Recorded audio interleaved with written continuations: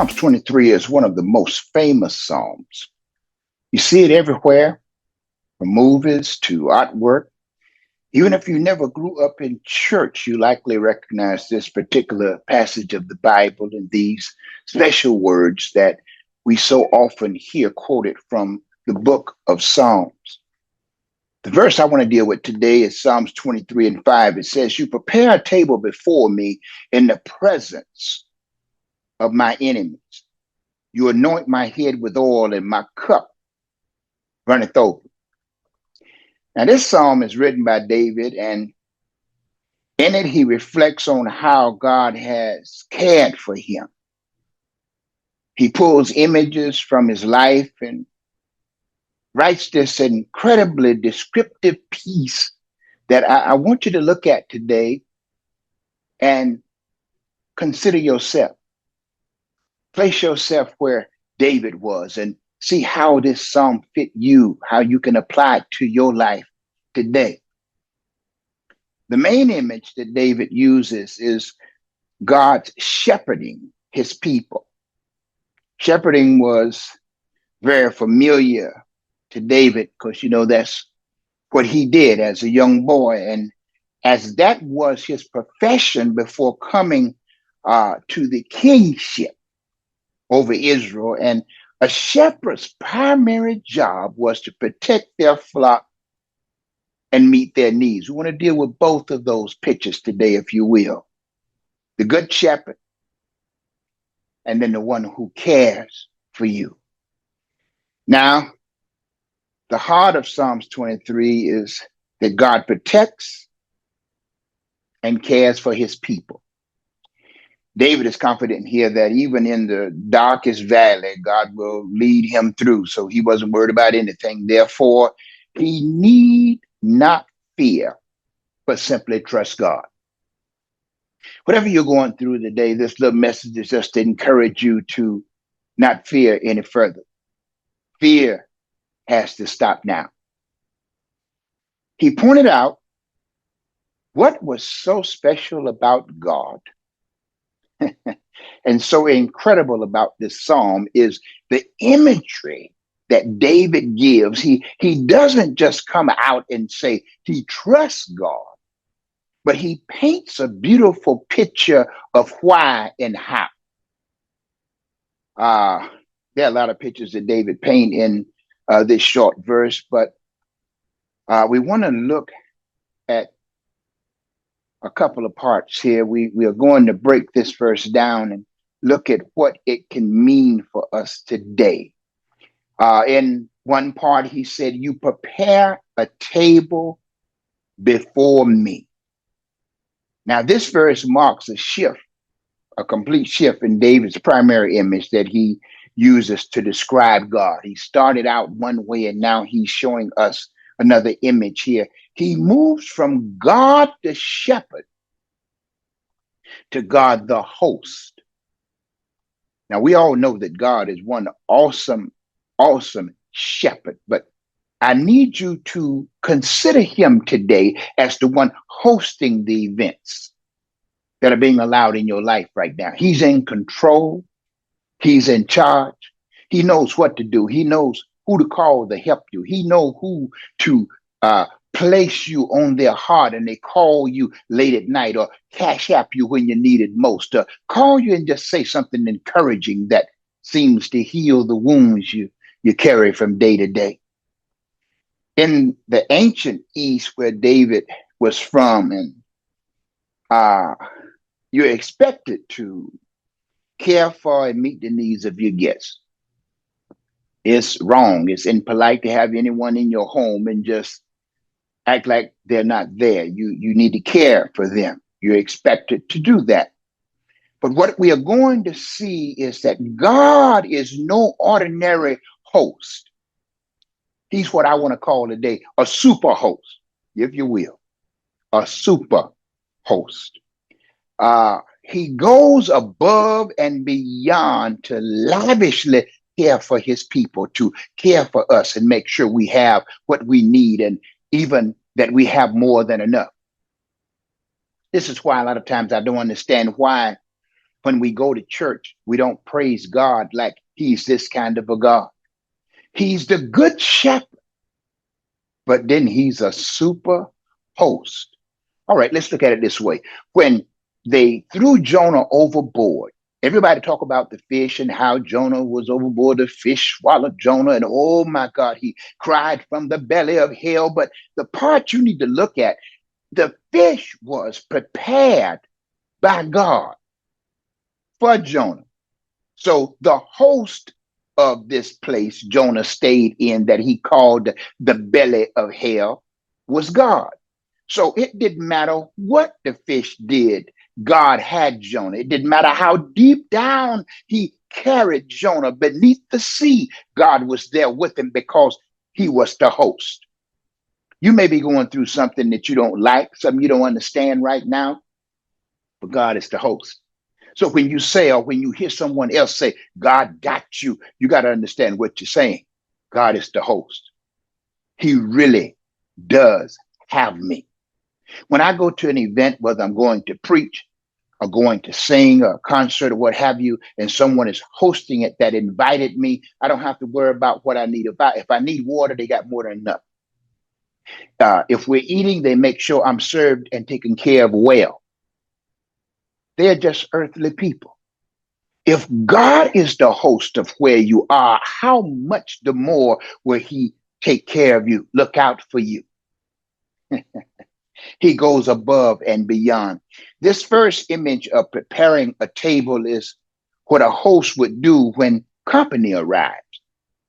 So whatever you're going through right now, you got to recognize I've come from somewhere and I just arrived where I am.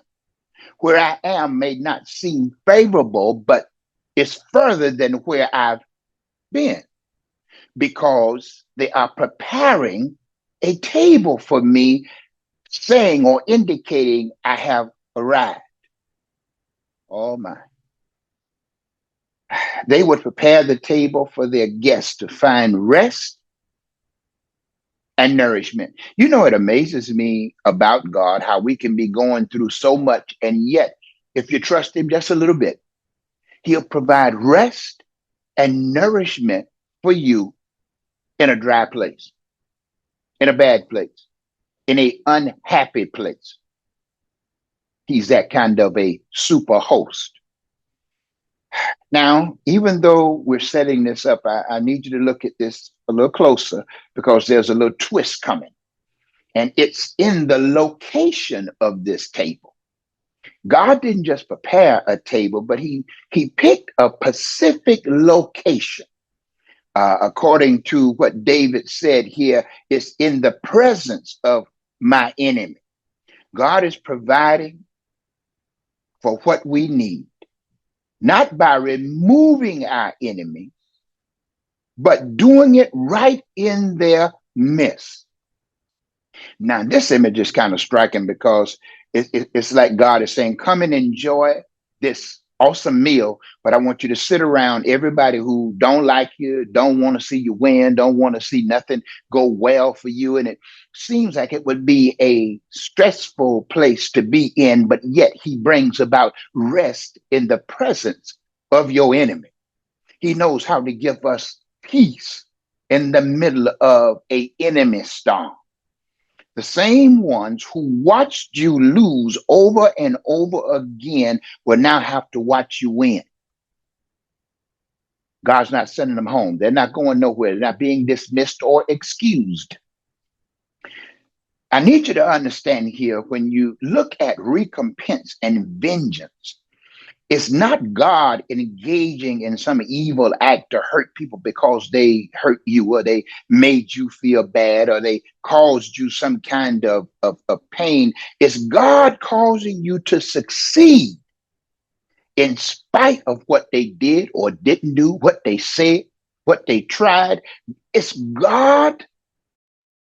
God allowed your enemy to remain close enough to you to see you win, or in this case, see you eat. Now, let's not forget, God isn't just a host. He's still a shepherd.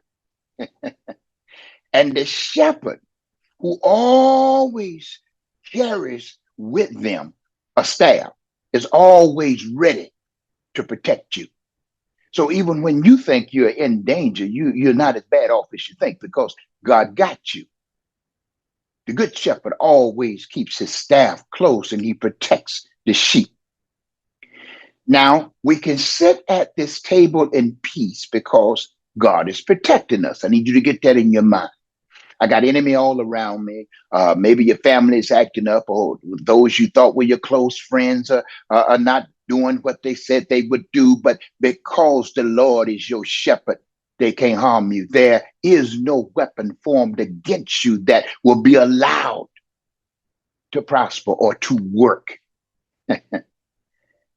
He's ready, no matter what they say, no matter what they try to do. God is ready on your behalf to strike anything that comes for you. You don't have to fight your own battle. I understand a lot of people think that's the way it is now, and church members are fighting each other. Oh my goodness, in the world just sitting back looking at us. God got you. Hold your peace. Let the Lord fight your battle. We don't have to worry about those kind of things anyway, because we serve a God who is bigger, stronger, and who is looking out for us. You got to know that. Then we get to this other part where he says, he anoint my head with oil. As you know, a common practice in the ancient East was by the host was to welcome guests into their home by pouring oil or anointing their head with oil. This was a refreshing and soothing thing to do after they had traveled so far to be in your home. Now, it was also common for the shepherds to put oil on the sheep. This protected them from bugs and soothed their skin. David is further drawing on God's care for us. I need you to look at this now. God is a gracious and thoughtful host. He feeds us and anoints us with oil. He heals our wounds and provides us rest. Can you imagine that? Sometimes we feel like God don't know and like God don't care, but he knows, and boy, does he care. And he already has this laid out on how he's going to heal those wounds. He's going to provide us rest. Then he goes down and declares, my cup overflows. Now, this final image I want you to look at that David painted up here, one of the overflowing cup. It shows us that God doesn't just give us what we need, but he gives us more than enough. Our cup overflows with the blessings God gives us. Now, a lot of people are upset because the only time they think a blessing is when it's money, exactly what they want. Sometimes God hears your list, he sees your list, but gives you what you need. Sometimes what you need is not money. What you need is more patience. Sometimes what you need is not more money, it's more love. You got to understand that when you get what you want, you also get more of what you don't want. So along with the blessing come the backside where the enemy works. So a person who waited all their life to become rich, they don't understand there's certain demons that are after you now because you have money now. And they're demons you didn't encounter when you were broke. A lot of people don't look at both sides. A person that wants to be a up and coming singer and develop fame in their career, they don't understand that the higher you rise, the better the enemy can see you or spot you. So the attacks increase. This is why a lot of times you see a lot of preachers and singers and performers of all kind. They'll start out and it's so awesome and they're so good. And after a while, you see them start to change. Somebody didn't count on the enemy getting worse, the attacks getting stronger. You're more visible now. So the devil got to take you out. You were shining your light at the little church in the community, and that was all right. The devil didn't like you then, but now you're shining for the city. Now you're shining for the state. Now he has you where the whole world can see you, and you better believe the enemy is upset about that. This again connects back to the relationship of a shepherd to his sheep. Shepherds would sometimes have to give their sheep water from a cup when they were thirsty. They were constantly looking out for the needs of the sheep. And you need to understand, God is constantly looking out for us. But he takes it a step further. He doesn't just offer a cup of water, but an overflowing cup. He gives us more than we need because he loves us. The meaning of Psalms 23 and 5 is that God is gracious. He lavishly pours out his blessings on his people. We see in Psalm 23 and 5 that David completely trusts and depends on God. He feels safe and he cared for God for caring for him. He loved God for loving him. Being in his presence made David know all was well. It didn't matter that his enemy was all around him. Being in the presence of God made him know God got this. God is providing everything David needs and more. The place that we call trust and hope in God should be a place that you strive to be every day in your life. Now, that doesn't mean that things will always be easy. Remember now, David described God's care in the midst of his enemies. He didn't describe God's care when he was on the mountaintop and living the life of a king. He was in the presence of his enemies. But despite the difficult times, God still provided. And we can still trust him even in the middle of our storms. This psalm reminds us that even though there will be times we feel surrounded, God is still with us. I know you know those times when you felt, I'm just surrounded. There's no way I can make this, yet God proved to be with you. Look back over your life at how many times you thought you were done. Folks said you were done. The devil told you were done, but here you are. Look how far you've come. Other words, you wasn't done. He supplied you with more than enough because you never ran out. That's how you got here. You might not have had what you wanted, but you had what you needed. He will not abandon us and he will protect us. So put your trust in him. Focus on what he's doing for you. Throughout Psalms 23, David was reflecting on God's care for him, even when he was walking through the valley of the shadows of death. Oh my goodness. He yet bragged on God. Rather than looking at the difficulties surrounding us, we need to do like David and focus on the one who is above them all. Reflect on the ways God is caring for you. God is with you. He's made a table for you. He's protecting you. He's restoring you. He's pouring out his blessings on you. There is nothing you need that God cannot provide. Now, in my closing, I want you to be careful of fear. Even when it seems small, don't let it shake you, rock your world. God got you. I'm a country boy, and I'll close with this. And where I come from, snakes were just something you saw all the time. And one of the most common ones was the rattlesnake. Now, my Uncle George Pinckney, he was the rattlesnake killer. I didn't care how big it was, how long, how fat, it didn't matter. It could rattle all it wanted. If you call Uncle George gonna take him out. But what amazed me about the rattlesnake made all that noise and scared so many people, even to this day. With that rattle, licking his tongue out, holding his head up, ready to strike. Yet among the snakes, the rattlesnake is considered a snack. They don't fear him. You have certain snakes that look for rattlesnakes to eat for dinner. They don't scare them. He started rattling around them. Oh my goodness. Somebody said, oh my goodness, we got a good dinner tonight. It's how you look at certain things. You talk about the king snake. He's called the king snake for a reason. He put a whipping on other snakes. He make dinner out of them. He don't think nothing of it. The devil makes a lot of noise around you sometime, around me, around all of us. like he's so much just like the rattlesnake, but he's really no more than you allow him to be.